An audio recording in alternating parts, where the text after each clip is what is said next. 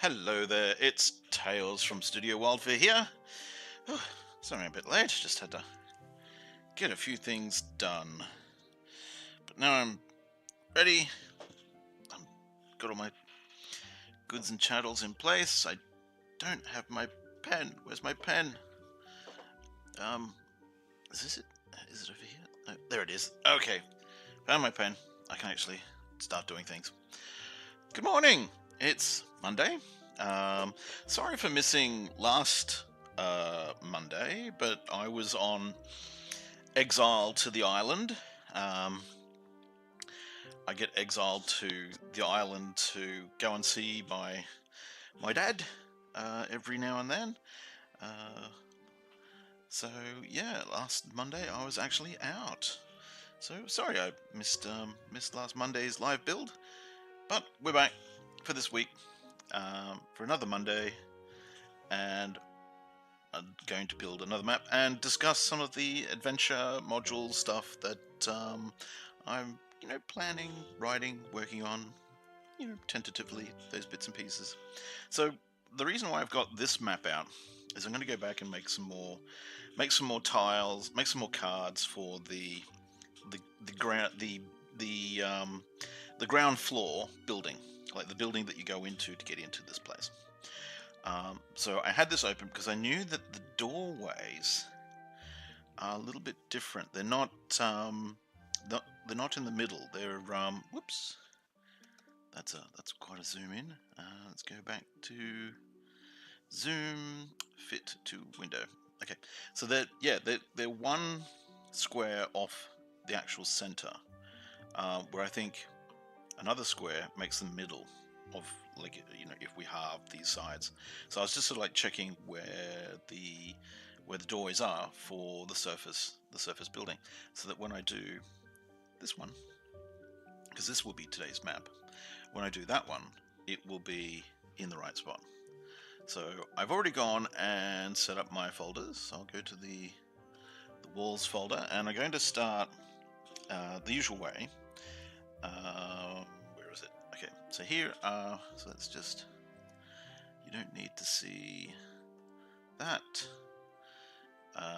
Let's go to view large icons, which is what I like to do, and then we put it over here. Man, how unorganized am I? Whoops. Put it over here. Oh, don't. Stop trying to go full screen. I like to have it a little bit, yeah, sort of like that. Because there we go. That's about how I like to have it for adventure map building. And then we want the brick walls. That's the folder that we want. Boop. There we go. Okay, so what I'm going to quickly do is I'm going to put in the now I was thinking I might make a couple of entrances. So this is an entrance. This is an entrance into the building. The dirt path entrance. So I might make one coming in from this side, from the east. So I'll make it coming in from this way. So we can see that we do two squares of ground texture. So, which would mean that our walls come in. And hang on, just need to view. Go to fit window. There we go. There we go. Better. So which means our wall is kind of like this. I put in these cornerstones. Here we get corners there. And then we just go and put a bit of wall in. It means our wall is coming out along this tangent. And what have I done? Have I double clicked something? There we go. Okay, so there we go. So I'll just quickly chuck down this front wall.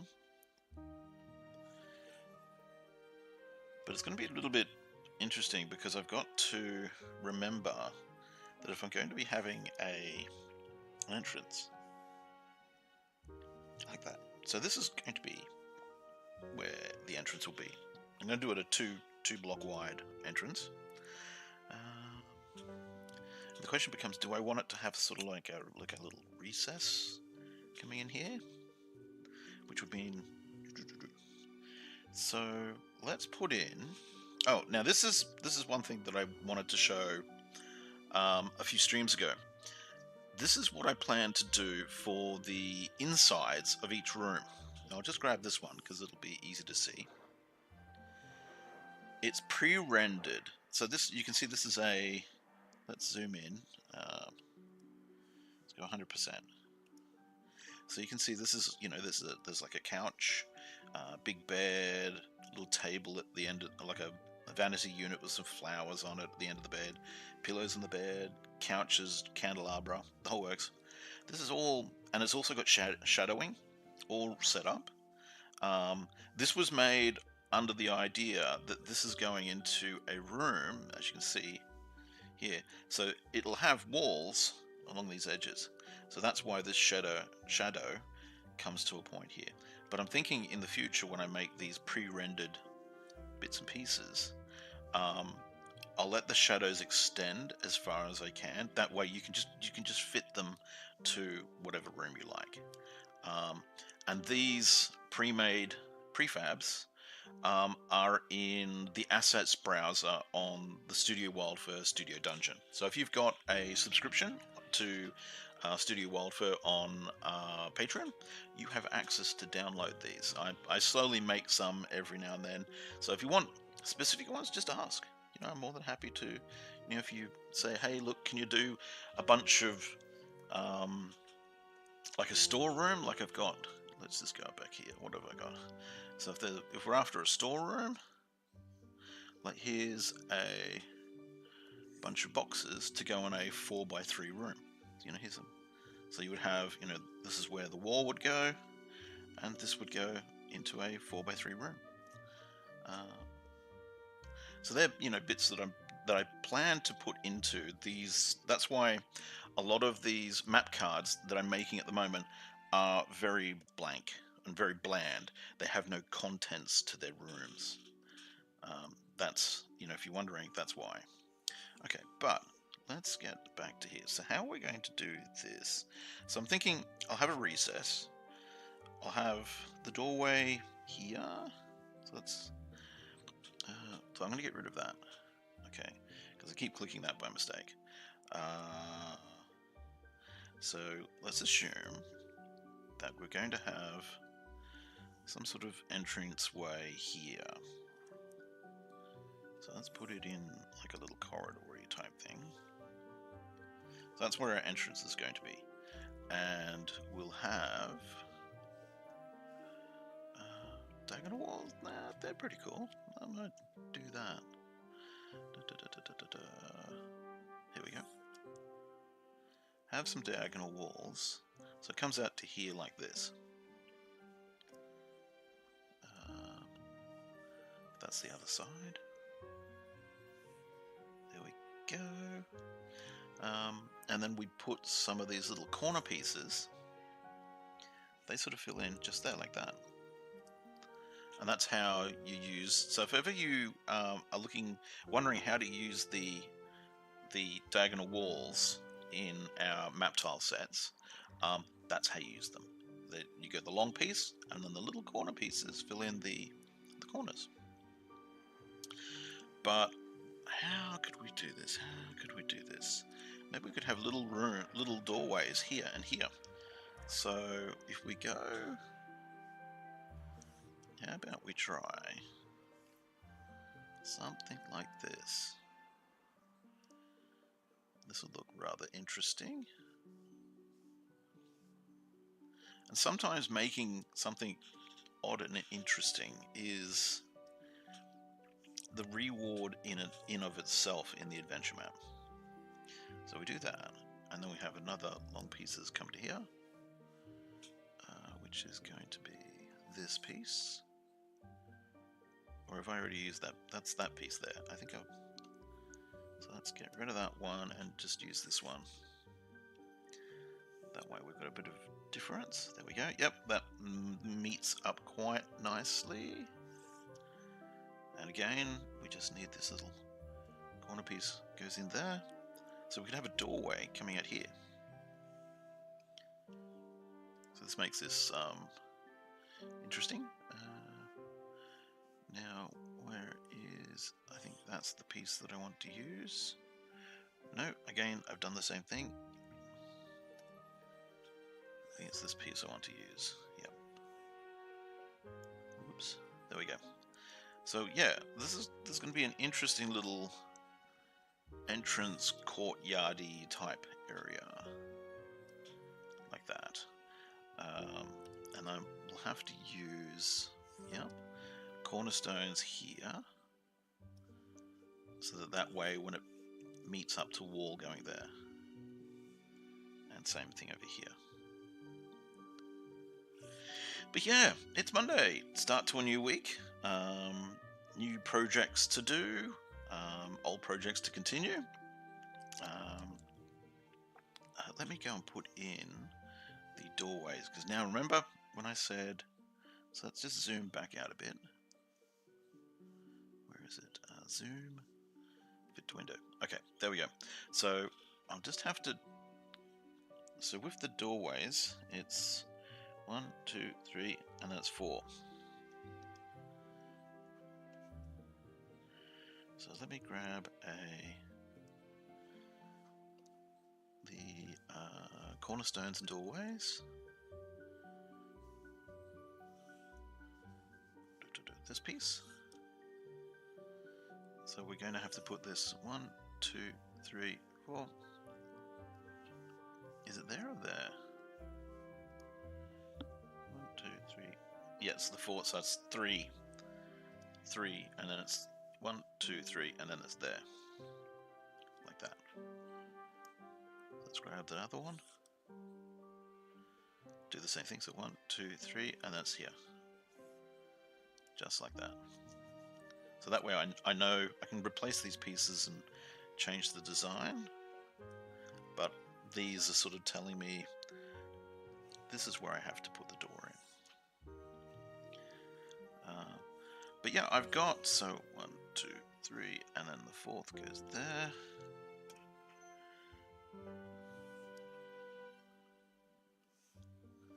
So 1, 2, 3, and then the 4th go there. Cool. Down here. So if I get these in, I'll then talk about what stuff I've got on the boil, projects I've got going on. There we go. So 1, 2, 3, and then that. Okay, so with those in place, I know this map card will mesh. So for example, if you put this map card down and you put, let's just say, put this one above it, these doorways will connect to these doorways. That's why I'm being pedantic at positioning. Okay, need a drink. Oh, pardon me. Okay. Now, I'll actually put in, while I'm thinking of it, these doorways here, because I'm thinking having like, so this would be the main door, but there'll be like little, maybe they're guard doors.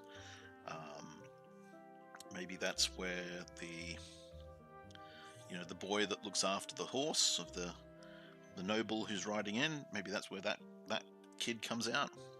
Who knows? So I'll put those in there, and then just finesse these corners. There we are. So that's sort of what I'm thinking of for an entrance. So you come in here. Let's just go up and put in our features folder. The set of double doors. Now, where are the double doors? Here we go. So do these. And we have to layer, transform, and counterclockwise 90 degrees. And there we go. Put them there. Might actually, because they look like they're standing a little bit too forward. Yeah. So I might just move them backwards just a touch. There we go. That looks a lot better. Okay. But yeah, so what am I working on at the moment other than this adventure map that I've got before me?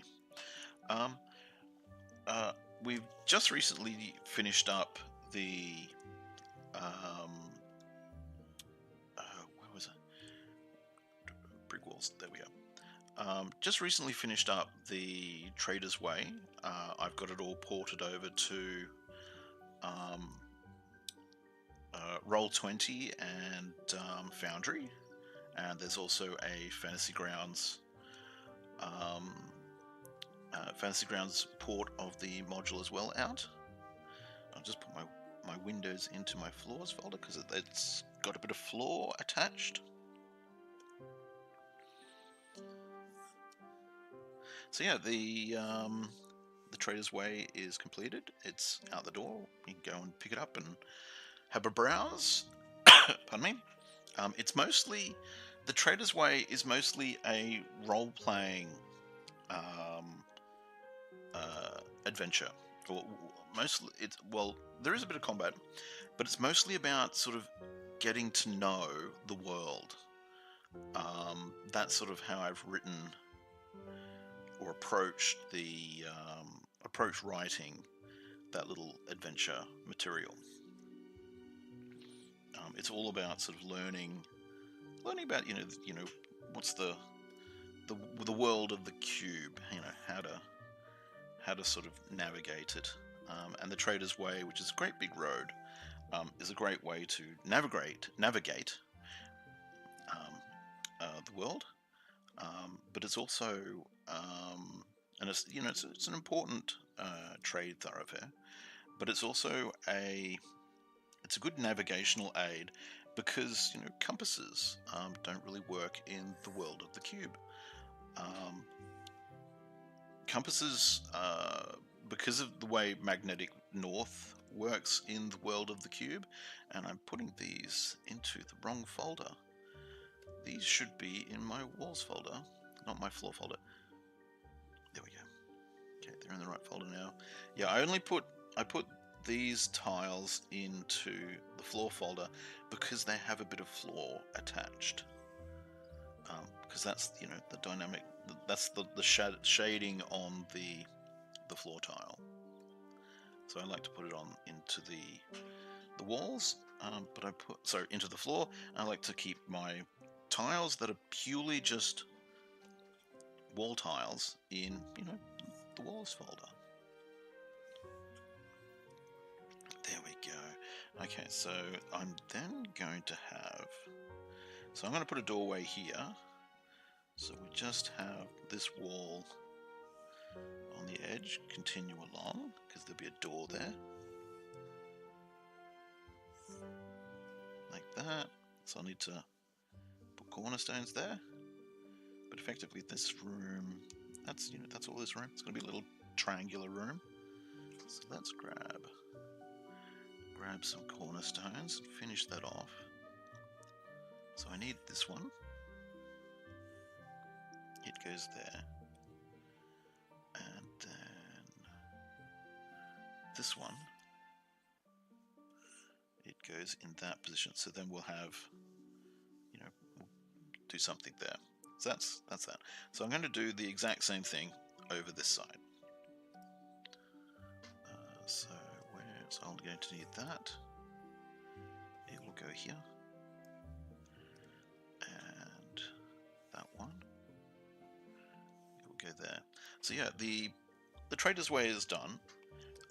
It's good for learning using the Trader's Way as navigation, but it also I wanted to sort of use it to fill in background information, and I do that through one of the main characters is a character called Khan. Oh, I forget his last name. Vanderbolt. Khan Vanderbolt. He is a dwarf who started up a band of mercenaries. They're effectively guards for trade caravans, and they travel between the Bolt Hole, which is a dwarven mining settlement, and the next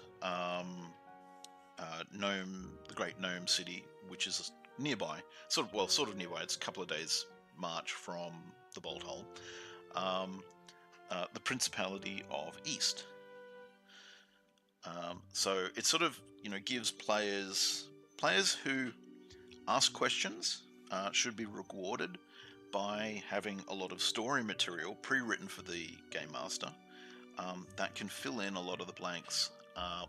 Money is a different thing in the world of the cube. The main currency of the world is the currency that the gnomes they've sort of certified. This is the currency that they're willing to trade in, and it's pennies and sovereigns. Pennies are pretty much like it'd be like your D&D copper coin.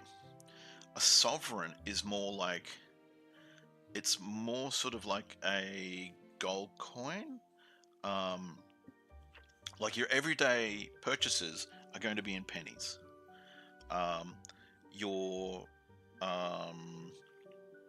If you're going to be, should I do diagonal wall here? Let's have a look. Like your everyday purchases are going to be in pennies. That's the coin that most people use for their general purchases. Larger purchases like merchants will be using sovereigns, and the whole the name sovereign becomes from the fact that it's coin or currency endorsed by the sovereign, and it has the sovereign's head on it. Where pennies are, it's the peasantry coins. It's your low level, if you're just purchasing dinner, yeah, you're doing it with a penny. And they're small coins, you get heaps of them. And also the powers that be don't really care about the forgery of pennies. It's if you're forging pennies, you're in a really bad way. You're forging the junk currency of the realm. Sovereigns are they're not made from precious metal. They're made from an alloy, but it's more the fact that this is the value placed in them. This is what if you go to a money changer or you go to a shop, they look at a sovereign and they go, yeah, that's actually worth money. Or a penny, where they're sort of like, yeah, it is worth currency, but I lose pennies down the back of the couch and I really don't care. It's that kind of currency. But if you're traveling between kingdoms, each kingdom uses sovereigns and pennies, but they have their own certified currency. So if you try to use a sovereign or a penny from the Principality of East, and then you'd go to the Great Kingdom of North, you will have to change your money at a money changer, because their pennies and sovereigns are different. Like you can get away with passing them over the counter, but generally most merchants are going to be sort of like, that's not, we don't use those coins here. It's sort of like, if I took Australian dollars and I went to New Zealand, they're going to look at me weird if I try and buy something using Australian dollars in New Zealand, that sort of thing. They're going to be like, we don't, we recognize that's currency, but it's not the currency we use, that sort of thing. So a lot of that happens in the world of the cube. Every little kingdom has its own currency, and they sort of get a bit miffed if you try and pass off the currency of somebody else in their kingdom, because the currency is also like, it's a representation of the king. It's a representation of the sovereignty of the realm. So obviously they don't want their sovereignty challenged by somebody else. So that's what, that's an interesting little side piece that you should learn. But no, the Trader's Way is done. The next one, if you're keeping to the quest chain, the adventure path.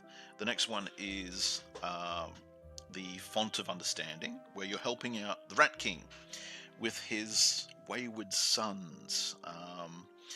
The rats rely on. There's story in the story notes. There are stories about how the mutant rats gained the ability to talk, and unfortunately for the mutant rats, that ability is slowly diminishing with each generation. So they're still growing in size. They're still mutating. They're still sort of growing hands and feet and all that sort of jazz.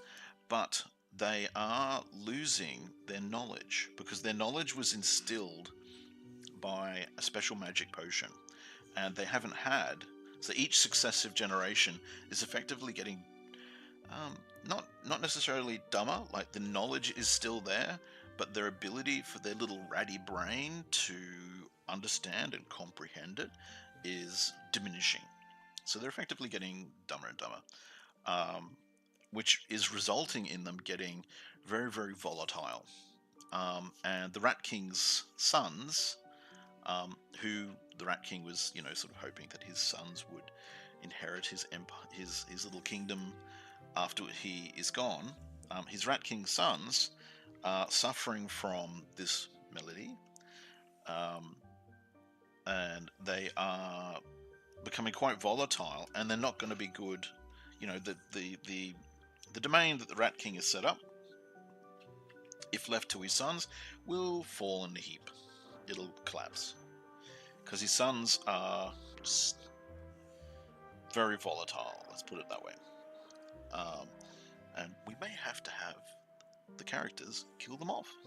Oh no! So yeah. The next part on the quest chain, you go and help out the Rat King, but it's sort of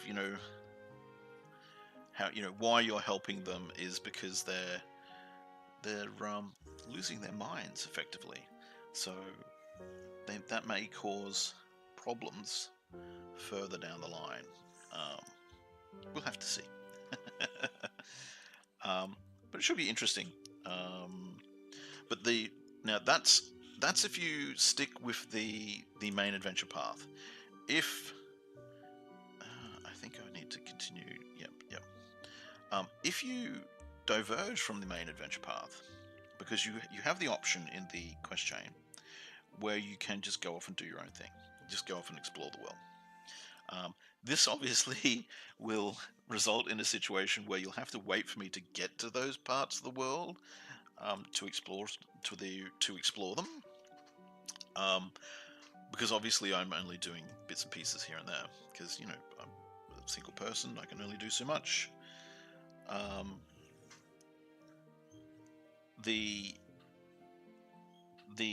I'm doing sort of side quest adventure pieces.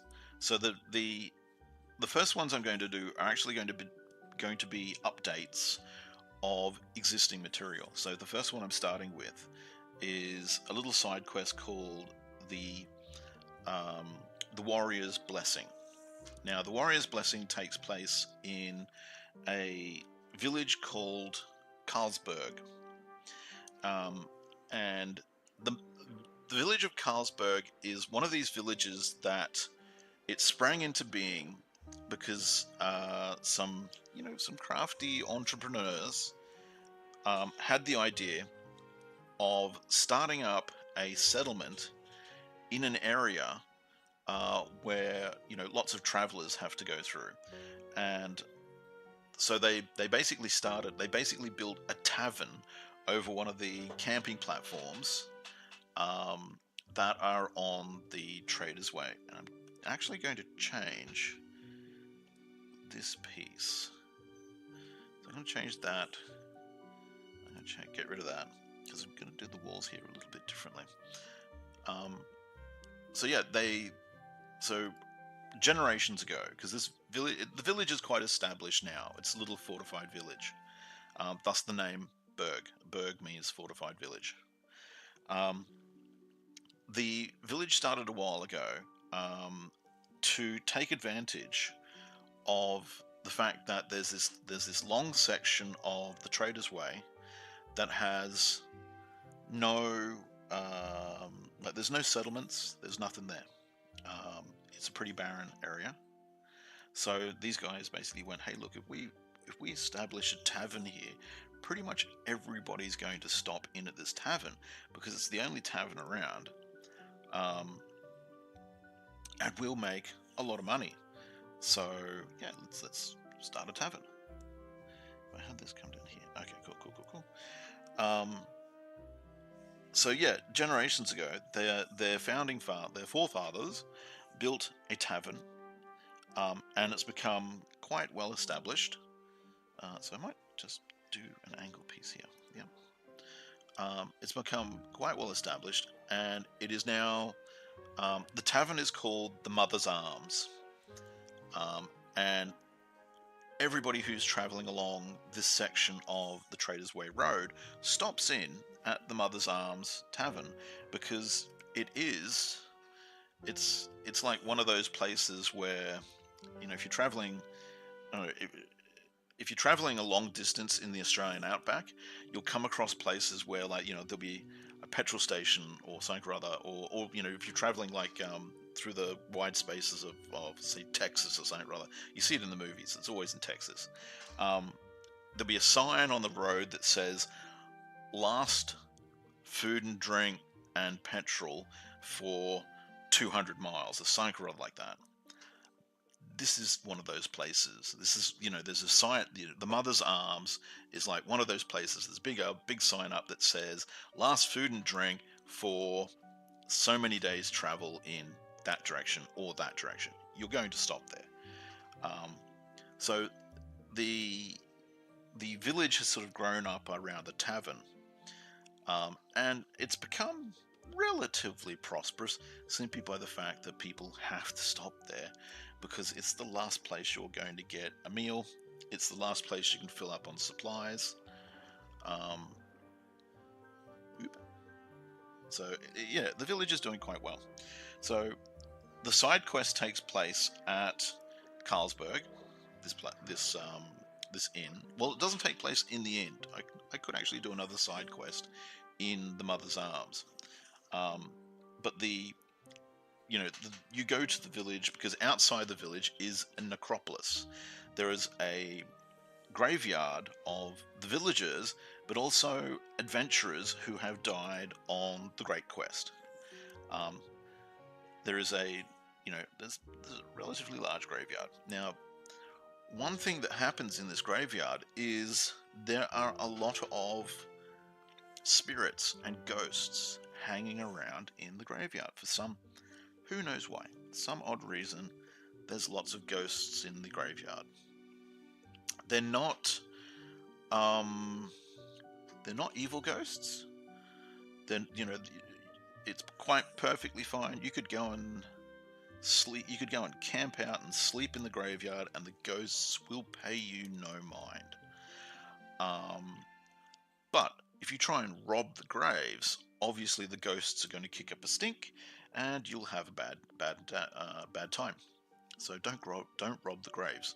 But that's not why people go to this graveyard, because, you know, the villagers know that there's, you know, they can see their dead relatives in the graveyard, for some weird reason, and all of the ghosts are very subdued. They sort of like, if you go to the graveyard, you'll notice that there are lots of people hanging around, just paying their respects at the graves. You know, just standing over the graves, just looking down solemnly, going, "Oh, it's so bad that Aunt Jane passed away." People who know what's going on know that the ghosts are there. People who don't know what's going on will be sort of like, kind of like, oh, there's a person there, and there's another person standing beside them, and they're both very solemnly staring down at this grave, but one of them only appears to be half there. They sort of fade into mist near their feet. So one's a ghost and one's an actual person, and they're both mourning at the ghost's grave. You know, the ghost's grave. So there's something going on that the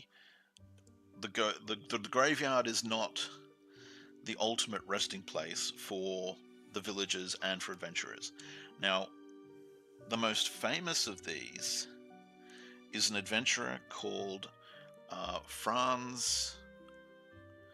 I'm trying to remember how his name is pronounced. Franz Hauser, I think his name is pronounced. And he has a tomb in the graveyard. Oop, just put that there. Need a diagonal bit.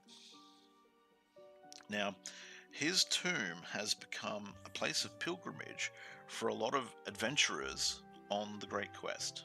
They go to his tomb to effectively visit the knight, visit the journeyman knight, and get his blessing for the road ahead.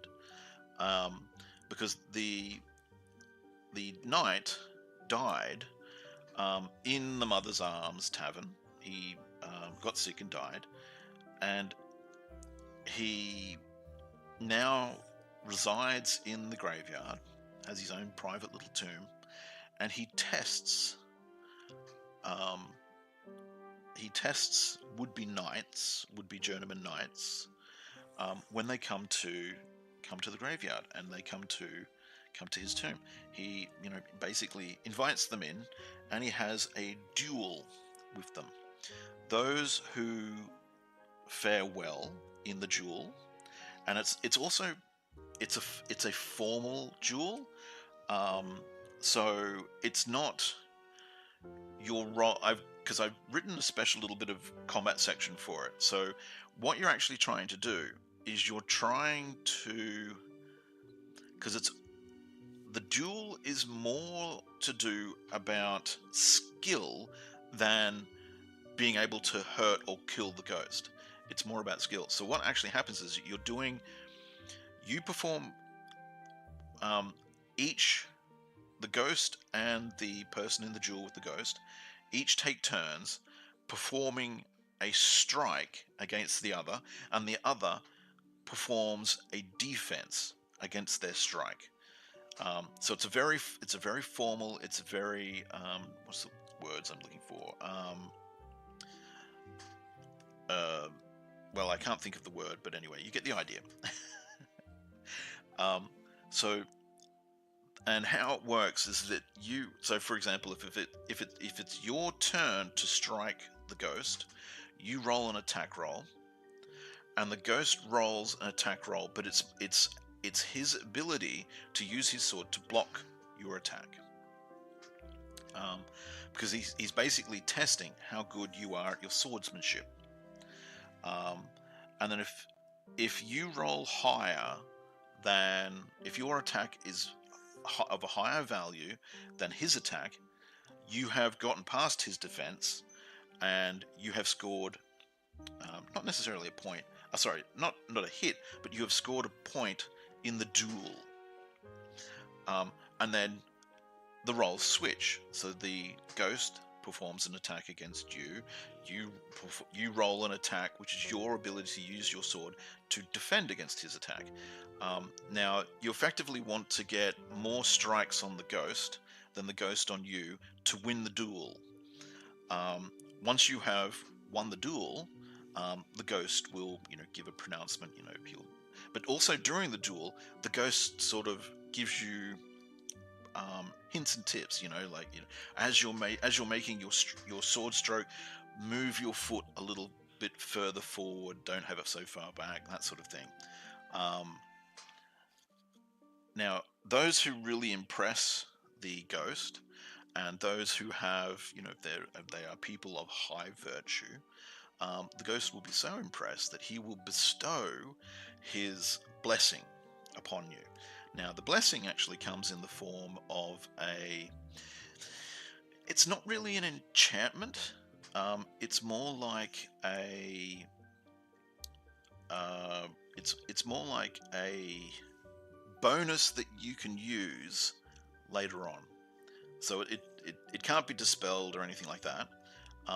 And you gain a bonus that, you know, a bonus to your, it could be a bonus to attack, it could be a bonus to defense, whatever you decide to use it as. Whoops, didn't mean to do that. I need to take it out of this mode. There we go. And now am I? Should be out moving this door. There we go.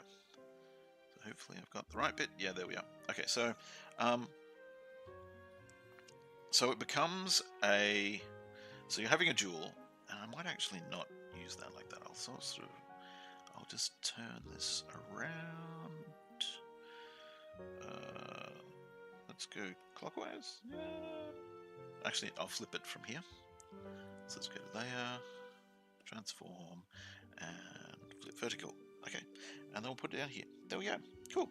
I'll need another door here. So let's go back, grab this door, and then we'll need to rotate it 180 degrees. There we go. So there we go, door there. Okay, so yeah, so you have a duel with the ghost, and the ghost is effectively, you know, he's seeing whether you are a worthy warrior to follow the path of the journeyman knight. And if you're a worthy warrior, he will give you his blessing that you can use later on during the adventure. It's just a simple, it's like a simple universal +1, but it's universal +1 that you could use it on anything. You could use it on an attack roll, you could use it on a saving throw, anything you like. And once it's done, it's done, it's gone. And it's also the kind of thing that if you try and go back and see him and duel him again and try and get it again, he won't give it to you. He'll just be like, you know, I remember you came and saw me goodness knows how long ago, how have you been? Oh, you want to get that blessing again? Yeah, no, it's sorry mate, it's a one-time use. I'm not that great like, I may be a pretty good ghost. I'm pretty nice, but yeah, that's a one-use enchantment. You know, thank you. Please come again. And I think this layout is pretty good. I think I'll keep with that. So the question then becomes, what am I going to do in here with the floor? So let's lock these layers. Okay, and let's go to our floor, and we'll start to fill in this floor. Okay, so yeah, that's the oh, what's it called? Man, my brain has just not been with it this morning. The Warrior's Blessing, that's what it is. So yeah, I'm actually at the moment writing a bit more material to flesh out the Warrior's Blessing a little bit more than I have in the past. So what am I going to do? So I'm going to have, so I think we'll have some steps coming into here. So we'll put that like that. And then we'll go to our standard steps. Here we go. So then we'll go just one step down. Yeah, well, let's just go one step down. So we just go these corners, just like that. And then we need, where is it? That one. So yeah, that's the Warrior's Blessing. So it'll be lit. So what I'm planning to do is lots of little side quests to help. So the idea is I'm sort of doing the little side quests to help fill out the world, but also they're little. I'm also planning on putting in snippets to the end, or not really the end quest, but the great quest, the quest that most people are actually on. Sort of. How would be a good way of saying it? So there are interesting things going on in the world of the cube, And I'm going to give this a mask. So add layer mask. Yeah. And then I want to hide. Where's that? It's down here. And I might make my brush a bit bigger. There we go. So I just, had a bit of poke through. I'll have to do it for this one as well. Where is it? Add layer mask. There. And then just sort of hide that bit of poke through under that wall. There we go. So the what I actually might do is I'll put this set of steps. I'll put it in a folder. I'll just call it steps. And I'll put these pieces in here. Oops, come on. There we go. Actually, I'll put all these bits because that all belongs to the steps. Why is it not going into the folder? There we go. Okay, so that way we can just hide that. There we go.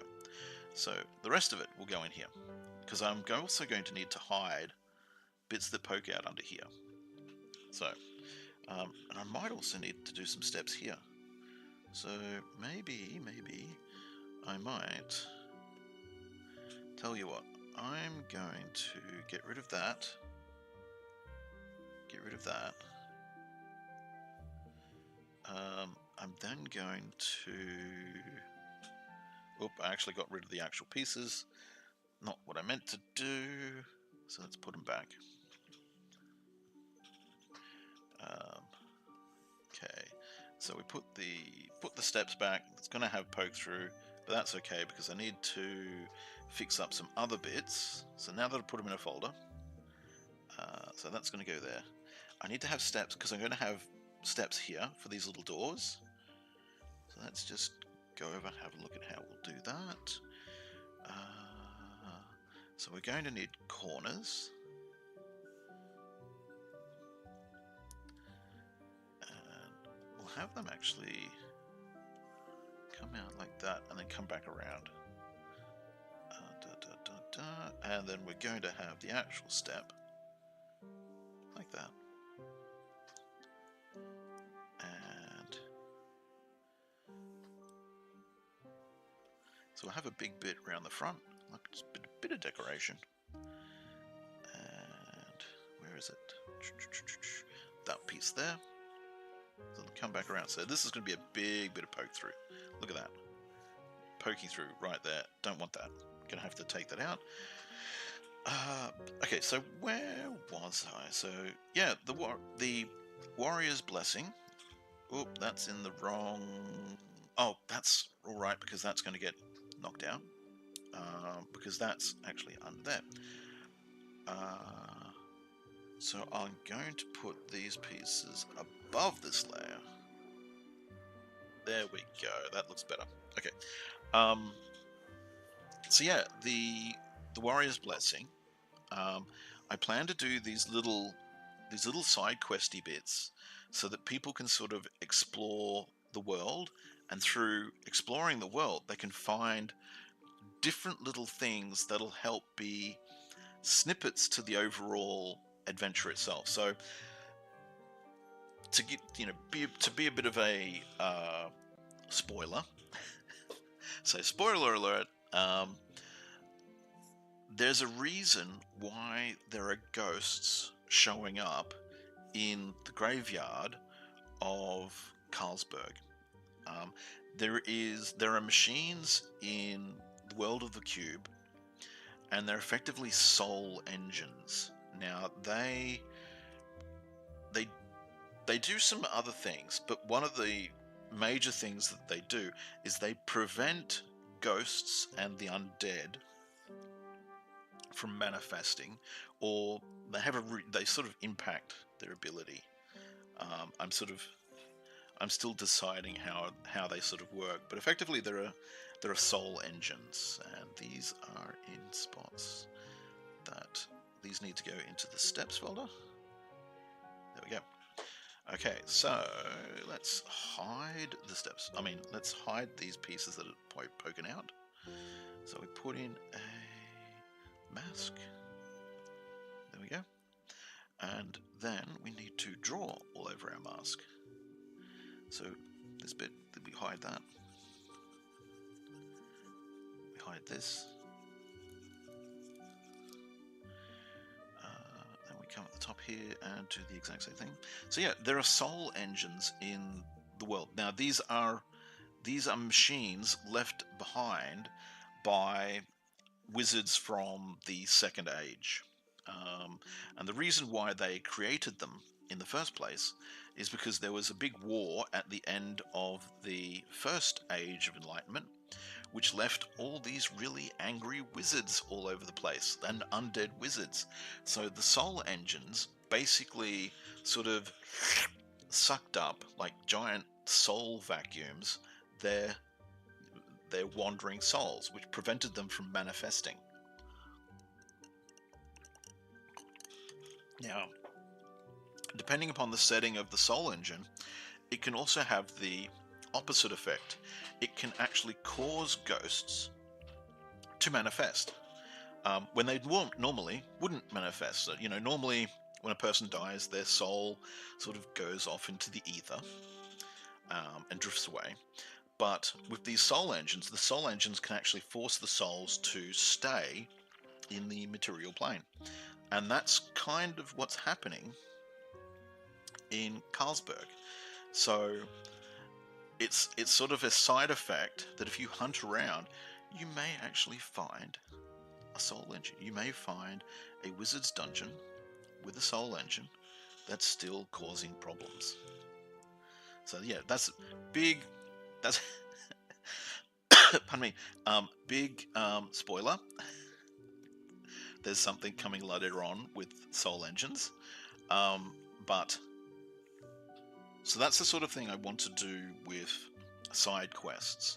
That there will be little things that you can discover which could have an impact or could provide you notes to the larger quest, to the great quest overall.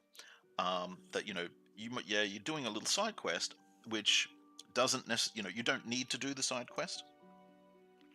It is just a fun and interesting little thing to do, but it could have impact, or you could learn something that could impact the main storyline of the main quest.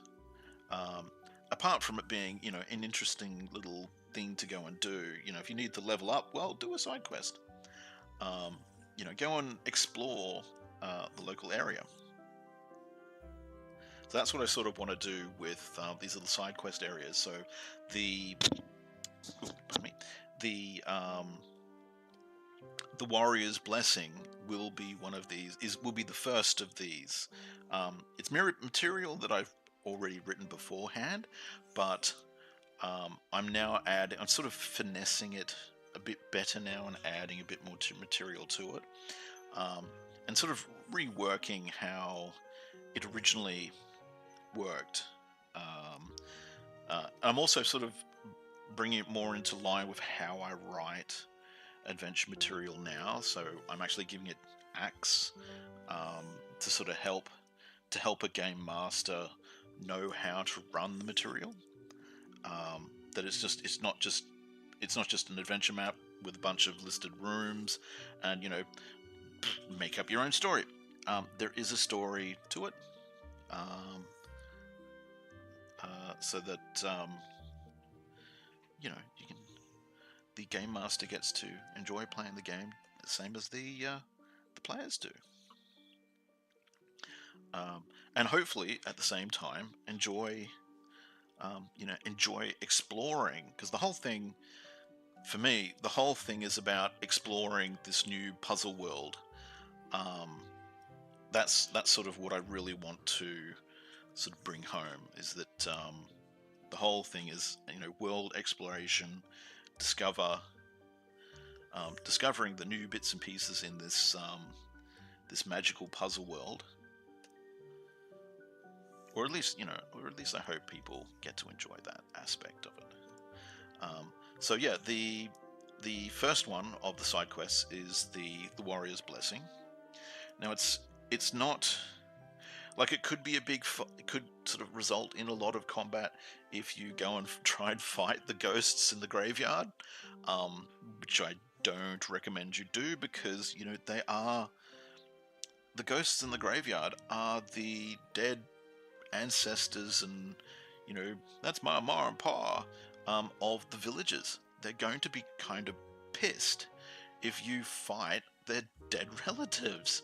If you try and destroy, if you waltz in there as a cleric and going, oh, there's undead here, I shall purge the undead.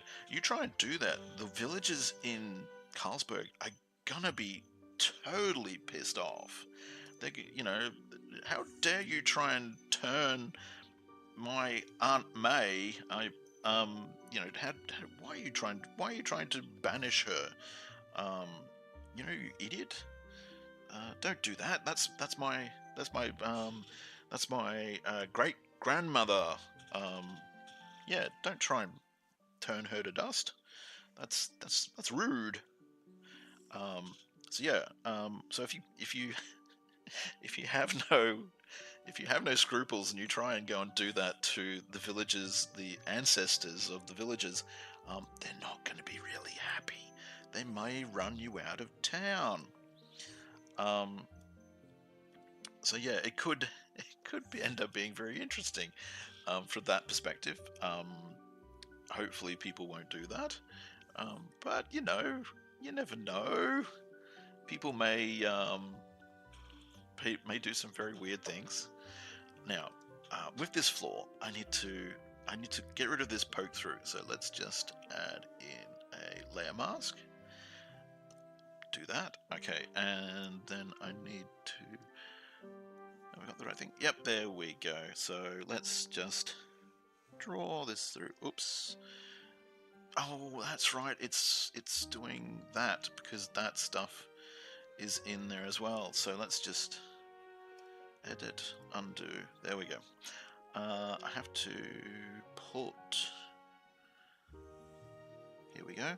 So let's just take these steps, put them in a folder outside there. There we go. Now when I do this, yep, it's not erasing those bits. Good. I was a bit of a silly Burke just then, and was erasing bits that I shouldn't be erasing. But anyway, yeah. So the next. Now am I gonna? It's gonna do that. Okay, so I need to. Now, how masks work? Just if you want to know how to do masks in GIMP, masks work on black and white. And I'll show you. So this pen is going to draw in white. So if I draw here, it's showing, because you see on this little area over here, it's showing through. Whatever I draw in white shows through. Whatever I draw in black, so I switch to black, it will mask out. That's how masks. That is how you mask stuff in GIMP. And you can see the mask is like a little separate layer over the top of your artwork. So I need to bring these pieces back in. There we go. But I need to get rid of over here. This one. There we go. So you just got to be careful what you're masking out at times. But generally, masking's pretty easy. If you make a mistake, like if I go, oh, I didn't mean to do that, you can just hit undo, or you can just paint it back in, just like that. So masks are a very useful tool if you're building adventure maps. There we go. So, where was I in my story? Okay, so that's the Warrior's Blessing. It's a side quest. Side quests are actually... Yeah, I'll do that. I gotta do that. So I'll have to put in another folder of these areas, because I want to have sort of like a little floor pattern in here, but not through here. So let's put the rest of the tiles in through here. So go back to our move tool. Yep. And okay, so let's grab some brick floor. Okay. Yeah, the Warrior's Blessing. So the next one I'm going to do. Oh, what's the next one I've got? I've got the Warrior's Blessing. You know, the name of it escapes me right at the moment. I can't remember what it is, but yeah, there'll be more side quests as soon as I remember. I'm not suffering from Alzheimer's, not at all. No. Although I just can't remember who am I? I wrote this material. Okay, so why is this disappearing? Oh, it's probably because I need to go and fill it in my mask. Whoops. Let's go and give this some color. Edit. There we go. That's why it's not working. I had a mask that had no color in it. Okay, so select none. Let's get back to putting down some pieces, and I've got to put in some cornerstones here. Can't have a piece of wall without cornerstones. That just looks weird. But yeah, so my plan is to fix up the Warrior's Blessing module. And then I've got another little mini module that I want to fix up and get out as well. So once I've got them done and ported over to Roll20 and Foundry and Fantasy Grounds, I'm going to jump back over to the Font of Understanding and jump on it, get it written and the artwork done. Obviously, all this will take a while because I'm just a single person doing these things. It will take a little while for me to get to these things. So let's just call this floor pattern. But yeah, the font of understanding, and then after the font of understanding, I'll direct the players off to the Principality of East, which will be their first interaction with one of the gnome cities. And the gnome cities really introduce the politics of the world of the cube. It's where you come into contact with the Imperial Gnomes, and you discover that the Imperial Gnomes are going to be a problem, because they are not the nicest of people. They are kind of xenophobic asshats. Yeah, to put it politely. But the reason I've written they're like that is because they are, in the story, a foil. They are a foil to work against. Work against the Imperial Gnomes. But it also, at the same time, they kind of are helpful, but they're also kind of a hindrance. Like you do want to work with them more than you want to work against them, because ultimately, whoops, what happened there? I think I put something down and didn't move it. There we go. Ultimately, it's better to work with the Imperial Gnomes than against the Imperial Gnomes, because they are pretty much the superpower of the world of the cube. as much as they are annoying bastards. Like, for example, if you find interesting devices, which you are more than likely to find interesting devices out in the world of the cube during your adventuring, you will not want to take them into the gnome cities. The gnomes will confiscate any devices that you have on you, which they think, because according to the Imperial Gnome credo, their faith, their religion, the world of the cube was created by a god called Mechanos. Mechanos is the god of innovation and puzzles. So they think Mechanos created the world of the cube for his chosen people, the gnomes, the Imperial Gnomes.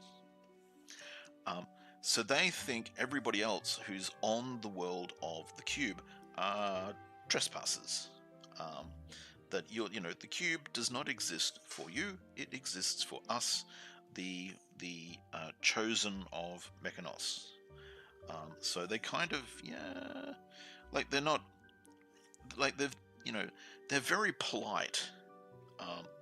They're very polite, but at the same time, you don't matter to them. You shouldn't be here. What matters is what we the gnomes want, because what we the gnomes want is what the great god Mechanos wants, and you're not part of Mechanos's plan for the world of the cube, because he created the cube for us, not for you. So yeah, that's the gnomes or the Imperial gnomes. Well, hang on, let me re-clarify that. The gnomes from the world of the cube. That is their perspective. They're sort of xenophobic that way.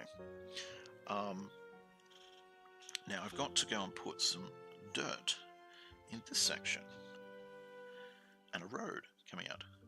So this is where we go to our ground folder, and this is where I go hunting for the dungeon map tiles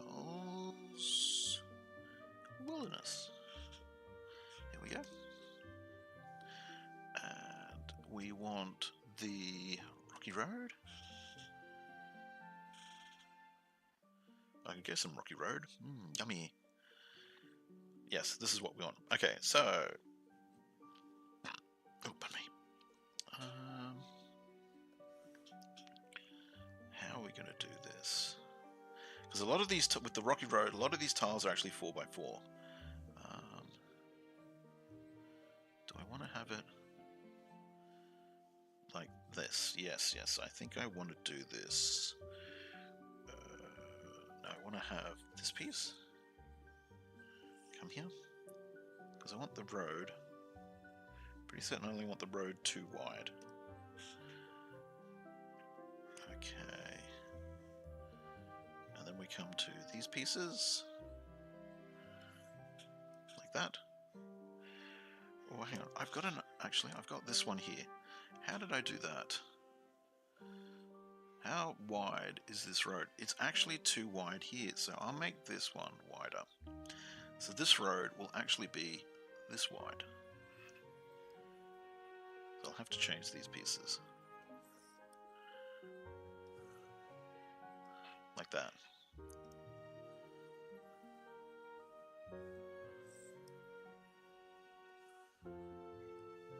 There we go. So this piece, let me just switch around. Okay, there.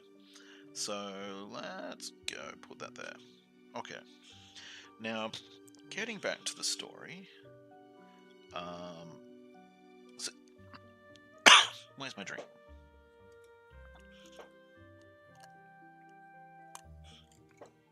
Okay. So yeah, back to the story. Yeah, so the story will take you to the Principality of East. Now, it'll be the first introduction to a gnome city, and it's a gnome city that is, compared to the other ones, relatively cosmopolitan. Although they are still quite in the actual inner city of the Principality of East, they are still quite... They're not as xenophobic as the other big major gnome cities, but they are still like, you know, the inner city is for the gnomes, you're not meant to be here. It is still quite not hostile, but, you know, they're not, you know, you shouldn't, you know, non-gnomes should not be in the inner city. That'll be a good way of thinking of it. As I just go and fill in this rocky area for our road. There we go. So yeah, the gnomes, they've got a serious amount of issues that they need to work on. But yeah, you will end up going there, and I've just... That's in the right spot. Yep, good. That's in the right spot. Good. I'm going to take this out of pick mode. I keep picking up the wrong tiles. There we go. Okay. So, yeah, you'll end up going to the Principality of East before you end up going to pretty much any other of the gnome cities. Now, the Principality of East is two things. It's not as advanced as the other gnome cities because it had a bit of a catastrophe a number of years ago called they call it the Great Tumble. Now, to understand, the city is built into the city consists of two parts. There's the inner city and the outer city. The outer city is where all of the non-gnomes live and work. Okay, so that's that. So let's go and put some grass up through here. Then you've got that's built on the plane of the world of the maze. So that's built outside the main gnome city itself. You've then got the actual gnome city, and it is built mainly inside the actual walls of the world maze itself. It's sort of constructed inside the walls of the world maze. Ooh, that's a gigantic piece, and I don't think I'm going to use that.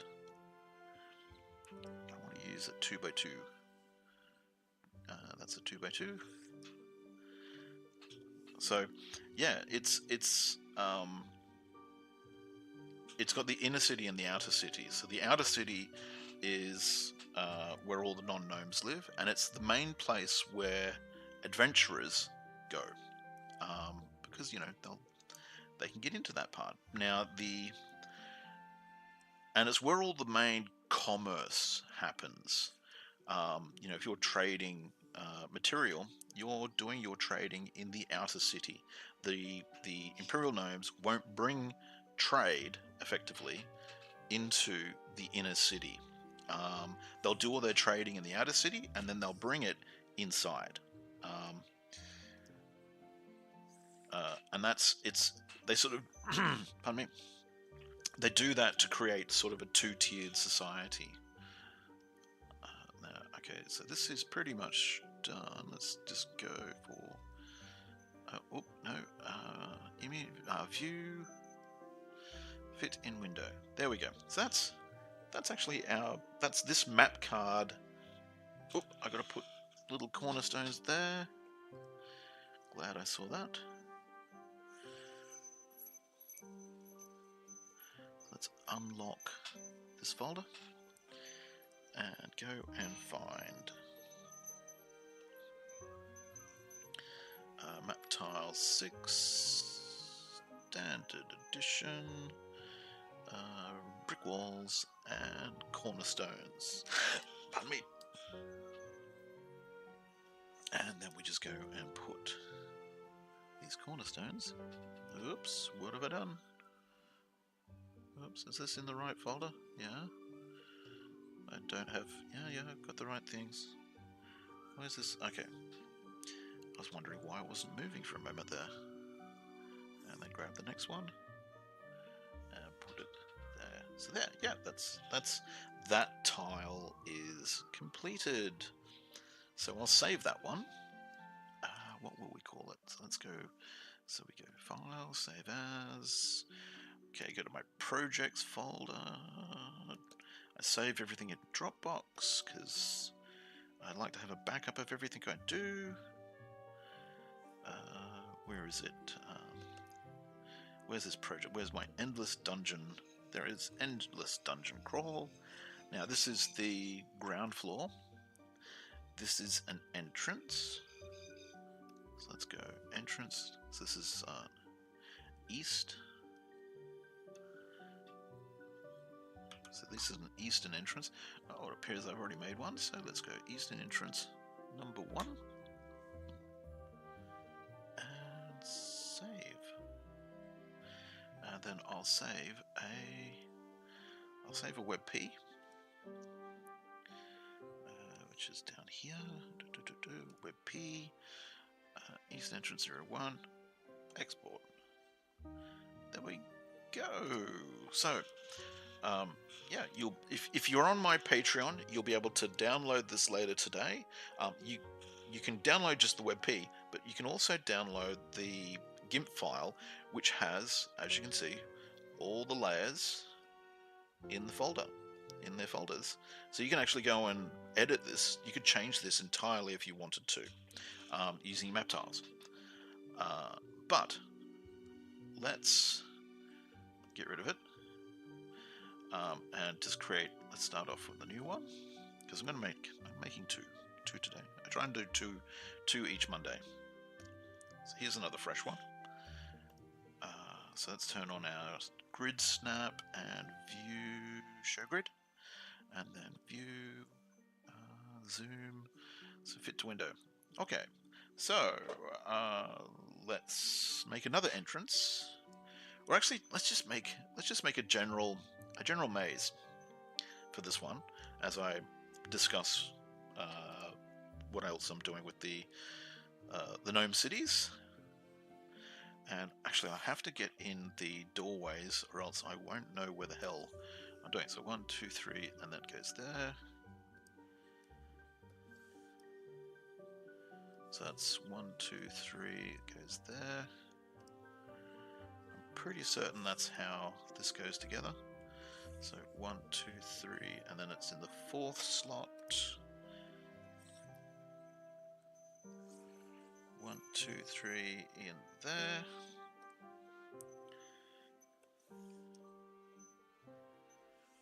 Again, 1, 2, 3, and in there. Because these are the doorways, so that each map card. 2, 3, and in there. So when you put a map card beside another map card, you can walk from, go in this doorway, come out the other one. And there it is. And 1, 2, 3 there. And 1, 2, 3 and there. Cool. So now that they're in place, I can talk and I can try and multitask. My poor old brain can't multitask. So first I'm going to create my ground folder, although I'm not going to put any ground in here. Then I'm going to create my floor and my walls, features.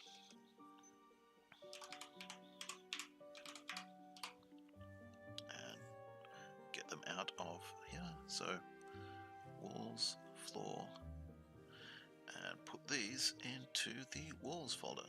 There we go. Okay. Pardon me. So I'm going to make this just a real tight maze. So you'll get to visit the gnome city, or the Principality of East, and I want it to have sort of like a feel like a normal fantasy setting, so that it's not such a shock to players suddenly. Like if they went to give a difference, if they went to the Principality, or not the Principality, the Great Kingdom of North, which is the great Imperial Gnome city, it has a lot of technology. Because the feeling I'm sort of going for is crystal ball cyberpunk. Would be a good way of explaining it. Crystal ball cyberpunk. So it's sort of like, yeah, the gnomes have created a world, created a city that is quite advanced. You know, they have street lighting, they have all sorts of little doohickeys and whatnot, because you know their entire religion is about innovation. So they've innovated out the wazoo.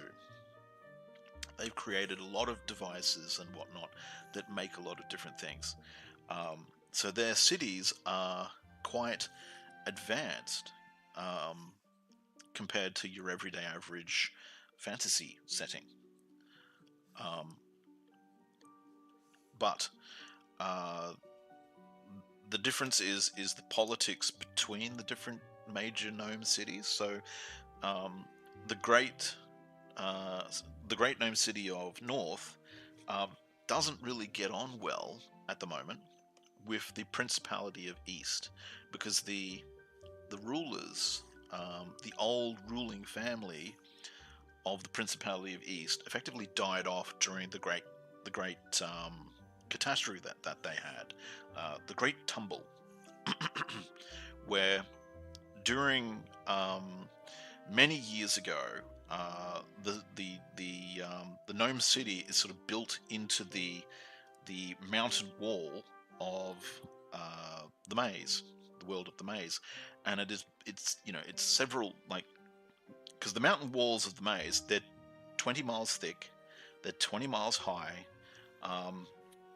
So the gnomes have built a city inside this 20-mile thick stone wall, and they built it so that they have balconies and they have observation decks and all sorts of stuff up the side of the stone wall. But the problem is, in doing that, they weakened the structure on a corner, because the city is based on a corner of the stone. And they weakened it because they built so many balconies and so many galleries and windows and whatnot, that a great big section, about 10 miles high, mile or two thick, effectively broke off and just tumbled into the city below and took everything with it. So you had all of those galleries, all of those rooms, all those balconies, all the construction that was on the in that section just suddenly crumbled away into the city below, miles below. So it caused great damage to the city below. The royal family, their apartments were right on the corner, the edge of the giant wall, and as it tumbled away, it took the bulk of the royal family with it. So the bulk of the royal family in the Principality of East died. And the reason why it's called the Principality of East now is because it's no longer a kingdom. The king died. And the who took over was sort of a prince, but he was like had the royal family not been so decimated in this great catastrophe, he would have never been elevated to the throne, because he was like a his lineage was he was from the royal family, but he was the cousins of the king's brother, and he was quite distant. But because suddenly all of his relatives are dead, he ends up being effectively next in line. And what happened is, during the great tumble, he stepped to the forefront to effectively lead the city during this catastrophe, in the recovery, when effectively everybody's sort of standing around scratching their heads going, what the hell do we do now? So he led he led the recovery effort. Now, he's also, the reason why it's such a big deal is because this young prince is quite, um, he's quite, his views are quite progressive, his views are quite multicultural, so he's not xenophobic of the other races of elves and dwarves and humans and halflings and everything else. He's not that xenophobic. So he was very open to working with the different races to try and fix what had just happened. They all sort of worked together, and he led a great effort to show that these people are, they're trustworthy people. They may not be gnomes, they may not be imperial gnomes, but they are people of this city, and they care about the city, that sort of thing. So the gnomes of the city of East, which was a kingdom, it became a city, and then it became a principality because it was now ruled by a prince. The people came to see that these non-gnomes, they're good people. They helped out. They helped dig my brother Joe out of the dirt. That sort of thing. That's basically what happened. So the Principality of East became quite a multicultural city. Like there's still, like you don't get rid of xenophobia overnight. That's why there's still like the old guard who are like, we don't have them outsiders come and live in the inner gnome city. Like we're open, but we're not open that much. So effectively, that's what's happening with the Principality of East, and that's really the first city that adventurers will get to visit. And it will be sort of their first taste of the xenophobia. So it's not quite there, but it's under the surface xenophobia.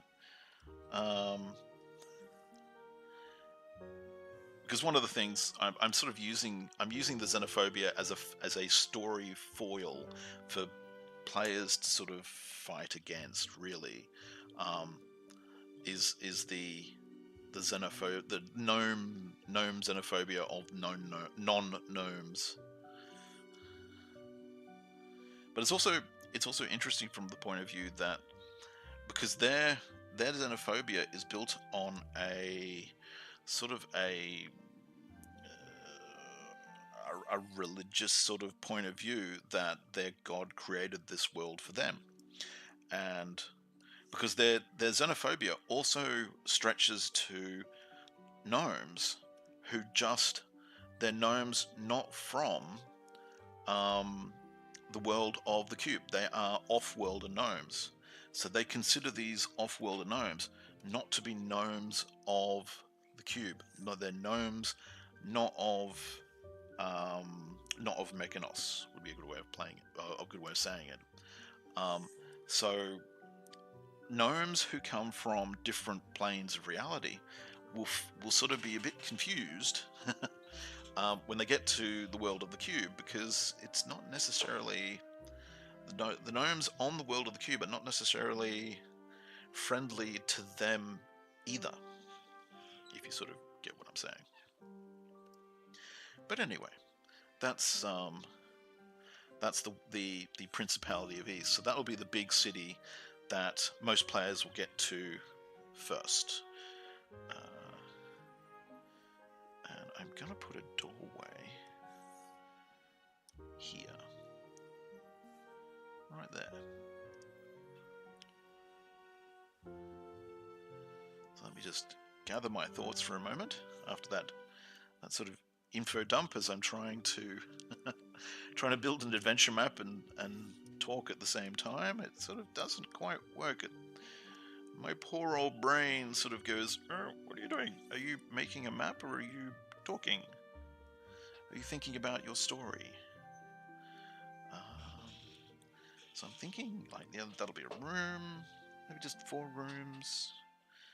I want to do sort of like a mazy type thing.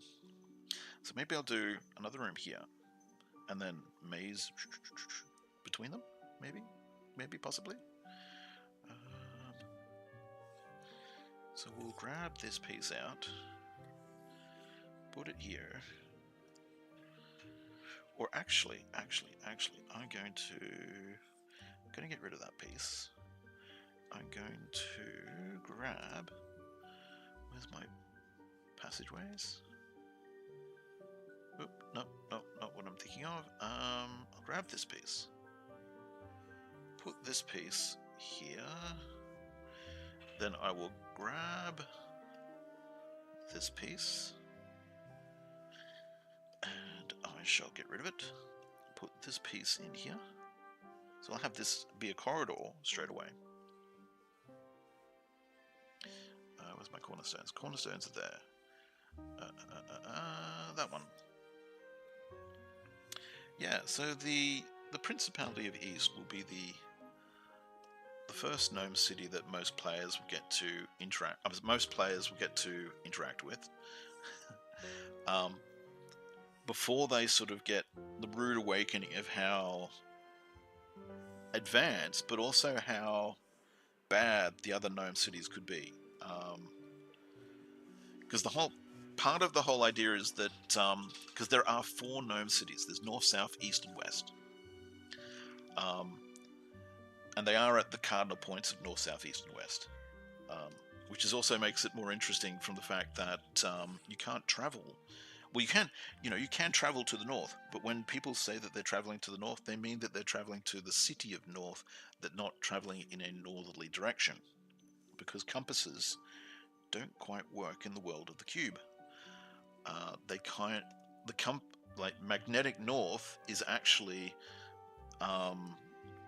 the center of the cube. There are powers in the world of the cube which pull compasses to the center of the world.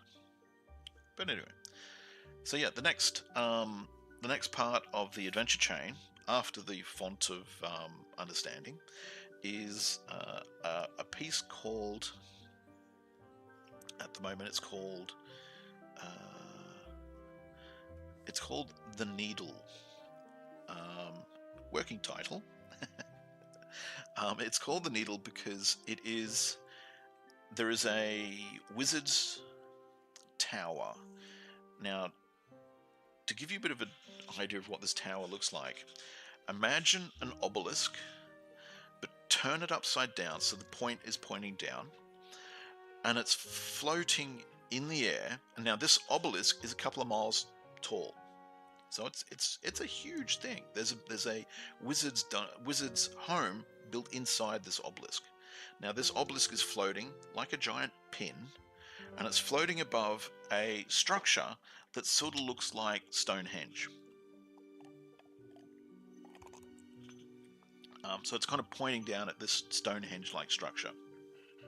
And the power of the Stonehenge-like structure is what helps keep it in position. So you could effectively destroy the needle if you manage to destroy the Stonehenge-like structure down on the ground. I'm actually not going to have that. I'm going to do the same thing here. So let's get rid of that piece. But also the structure is quite huge and monolithic in nature, that breaking it is nigh on impossible to do. You'd have to use like a nuke to break this structure in order to bring the needle down.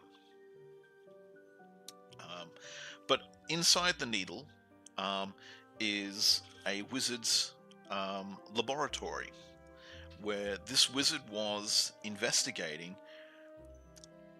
the creation of a life form, effectively like cloning, sort of like if you've seen The Lord of the Rings, you've seen Saruman's all the construction around underneath Saruman's obelisk, or thank, you saw where he was breeding goblins, goblin men, the Uruk-hai.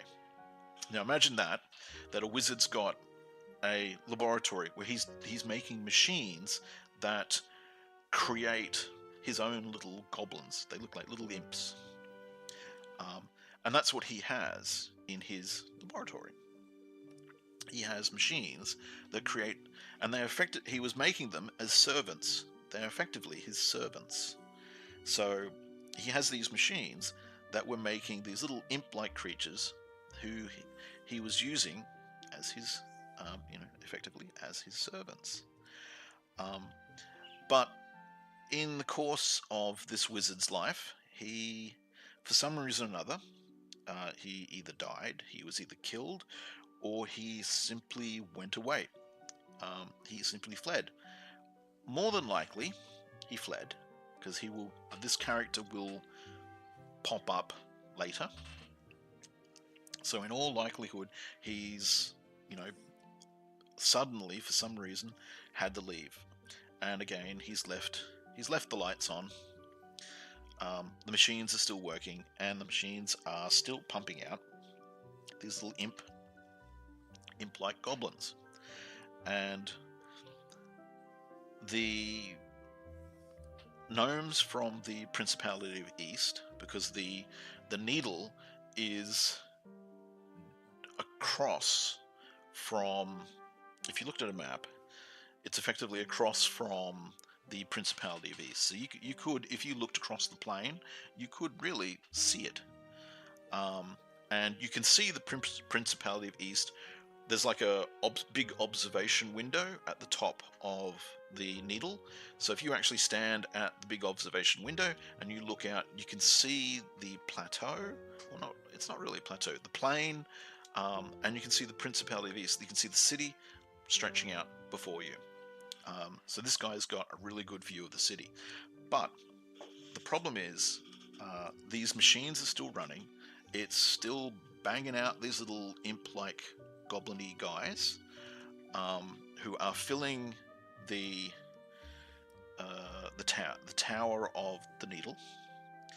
And every now and then they seem to reach like a critical mass of numbers, and they spill out as like a little horde of them. A little horde of them comes out and they raid the countryside.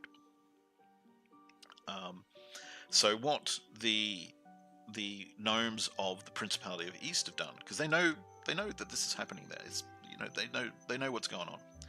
They have stationed a set of guards there who every now and then they go down into the needle and they cull the population of these little impy type gnomes, not gnomes, these little imps.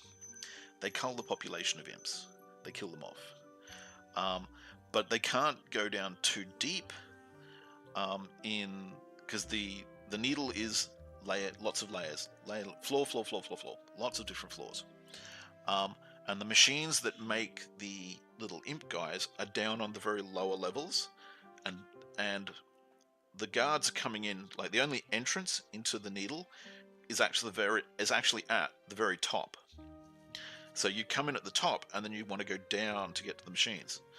But because there are so many of these little impy-like guys, you can't get to the machines to turn them off, to stop the creation of these little imps. So they've basically had to station guards at the guards permanently at this tower, to just periodically go down and purge the little imps, to stop them turning into a plague that come out and ravage the countryside. So effectively, that is the needle. So how this sort of plays out is, the characters can go and join the guards and help with one of these purges, because the guards are all, they're all volunteers. So what they basically do is they go out to the adventurer community and they're like, hey, look, you want to earn some coin? Come and join us at the needle. Help us keep the population of these little imps down, and you will earn good money. And that's effectively how that sort of section pans out. So it's a good way to grind for XP. I don't think I'll use that bit. I'll make that an entrance. Pardon me. So it's a good way to grind for experience points and, you know, level up, because you can just go down into this wizard's tower and try to, you know, keep the number of these little goblin-y impy type dudes down, because if there's too many of them, they're going to come out and they're going to ravage the countryside. They'll go and raping and pillaging and doing all sorts of mean and nasty impy type things. Spoiler, that's what the gnomes think is happening. As to whether that's what's really going on down inside this wizard's tower, inside the needle, is another question. And again, this is sort of like solving the larger question of, there have been wizards who have been working out how cloning works, and these little imp guys are basically a test. They're not the only thing that these wizards have been making. They are effectively a test on, you know, how does cloning work. So this wizard who owned this laboratory originally, he made these machines so he could just basically purposefully bang out servants or whatever kind of creature he wants anywhere that he can just set up these machines. And, you know, effectively you can, if you think about it, effectively you can just create an army of little monsters. And I'm actually going to change. I just had an idea. I'm actually going to change this. Let's just see how this pans out.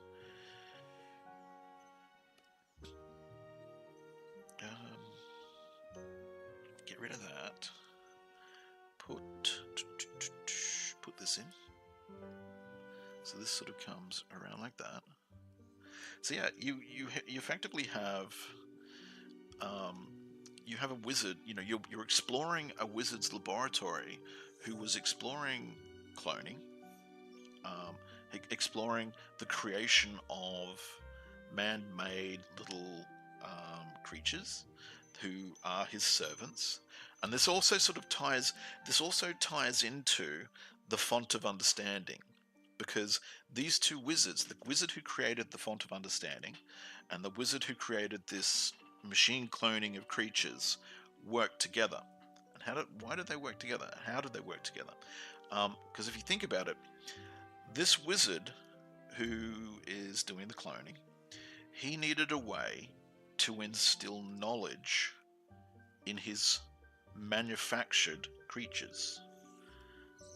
The wizard who made the font of understanding, he was looking at how to instill knowledge, you know, language skills and you know, effectively knowledge into little creatures. So they obviously must have worked together to basically combine their sciences. So this wizard who was creating this elixir that grants understanding, he worked with the wizard who was doing the cloning. So the wizard had the cloning that created the monster. The wizard that had the elixir that granted knowledge, put them together, so you had instant, you know, you ended up with a machine that could instantly create a creature that also understood. You didn't need to effectively teach it anything, because as part of the machine, it was feeding it an elixir that granted it knowledge. Now that's a big spoiler. If you can put 2 and 2 together, you might see a something coming in the long run for the world of the cube. But effectively, yeah, that's what was going on. These 2 guys were combining their magical knowledge to create a manufactured species, or manufactured creature. So that's what they were up to. Now I better quickly get a wriggle on and finish this map, or else I'm going to be here all day. But thank you for tuning in. I can see a couple of people have popped in. Actually, I better check something. I unfortunately had my streaming software. Oops.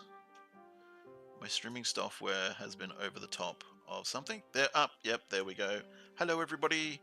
I should have actually checked how many people had tuned in. But yeah, hello. I hope everybody's having a good time. Please remember to hit that like and subscribe button. You know the deal. Like, subscribe. It does really help. It does tell me that you are enjoying the content and that you want to see more. And also you can ask questions. I do eventually remember to look at the chat. I do read what people's questions are. So yeah, if you've got questions about the story, ask away. I'm more than happy to give you snippets of information. I'll try not to be too much of a spoiler on things that I want you to discover as part of the adventure. Because you can't get everything in the can't give away the entire secret. Now, what am I doing here? Okay, so let's make another room over here. But yeah, I hope you're all going to have a good week. Hopefully I won't have too many interruptions to prevent me from working on my bits and pieces. I'll hopefully get a lot of material made. But you know how it is when, because I also help look after my family, so they can be quite demanding. And I've got, this is coming along. Where is it? So I might make this come up to here.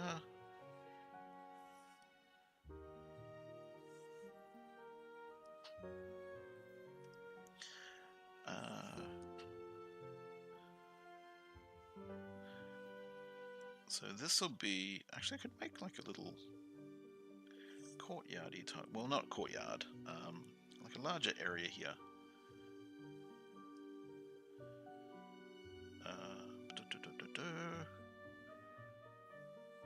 Use one of these.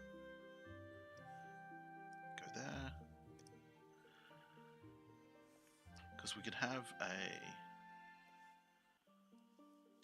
have a little doorway or split here.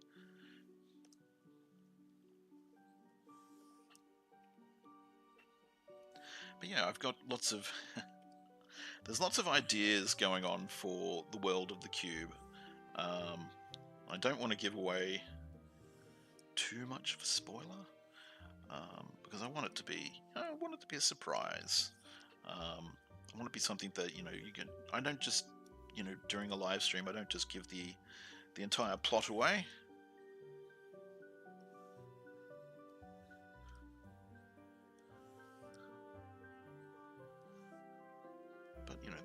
But I probably should actually talk about what I'm building with these map cards, because my idea is, the idea with these map cards is that they're going to be something that you can build an endless dungeon.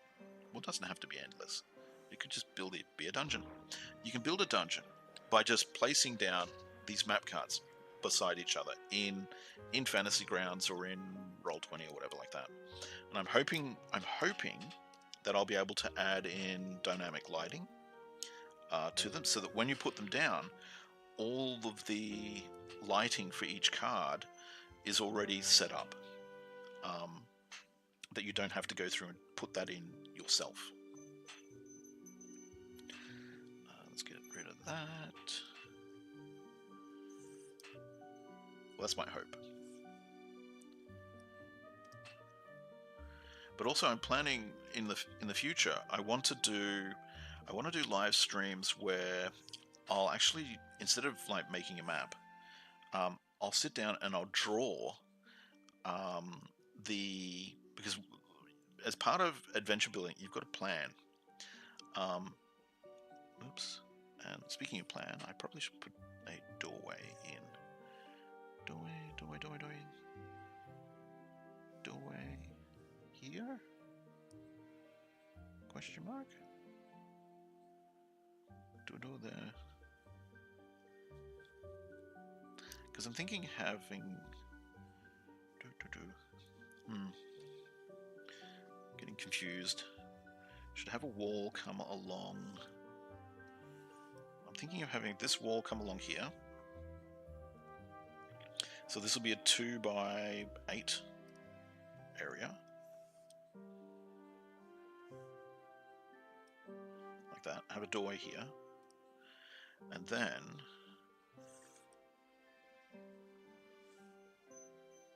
have another room sort of here-ish.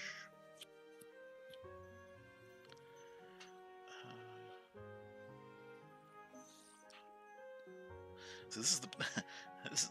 I sometimes can't multitask. I find that sometimes I've got to sort of like slow down and concentrate on the map that I'm building.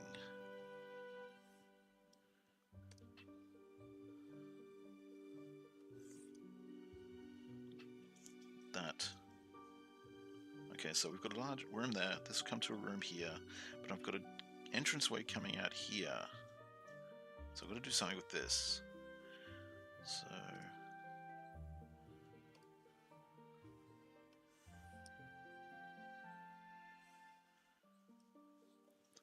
let me just switch the mode on this brush.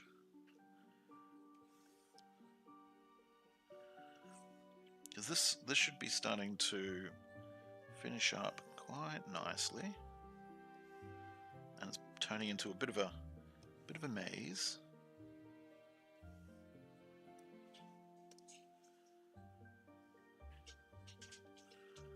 Oop, sounds like someone's come home.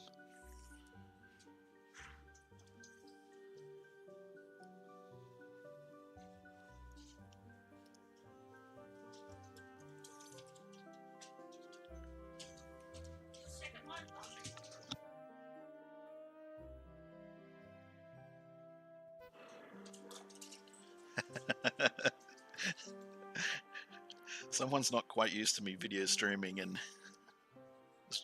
just walked straight in and went, "You've got your washing to do."